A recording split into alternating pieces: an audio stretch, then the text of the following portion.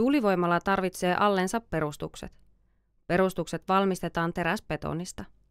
Esimerkiksi 5 megawatin tehoinen 200 metriä korkea tuulivoimala tarvitsee allensa noin 1500 kuutiometriä betonia. Raudoitusterästä kuluu keskimäärin 225 000 kiloa.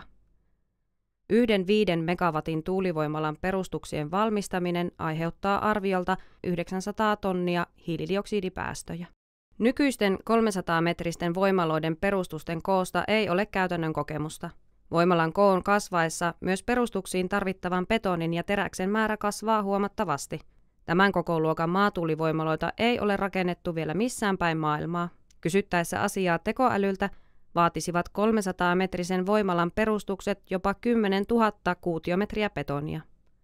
Rakentamisen hiilidioksidipäästöt moninkertaistuvat. Lasketaanpa betonin ja raudoitusteräksen määrä edellä mainitussa 5 megawatin ja 200 metrin kokoluokan voimalassa. Käytetään esimerkkinä Lapinsalon hankealueen voimalamäärää, eli 44 voimalan perustuksia. Betonia valmistettaisiin ja ajettaisiin alueelle 66 000 kuutiometriä ja raudoitusterästä kuluisi 9,9 miljoonaa kiloa. Ajettavia betonikuormia kertyisi tavallisen kokoisella sekoitussäiliöautolla noin 8800 kuormaa. Voimalan elinkaaren aikana perustukset joutuvat niin lujille, ettei niiden päälle voida rakentaa enää uutta voimalaa. Purkamisesta ja purkuvakuuksista ei Suomessa ole säädetty erityislainsäädäntöä.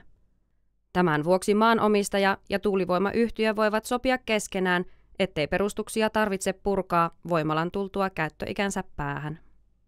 Asia ei ole kuitenkaan näin yksinkertainen.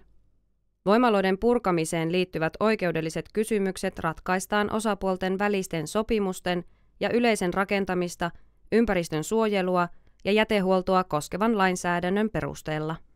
Perustuksissa oleva suuri harjateräksen määrä ja ajan kuluessa betonin halkeamien aiheuttama korroosio luo suuren riskin pohjavesien pilaantumiselle. Ympäristön suojelulain mukaan pohjavesien ja maaperän pilaamiskielto on ehdoton.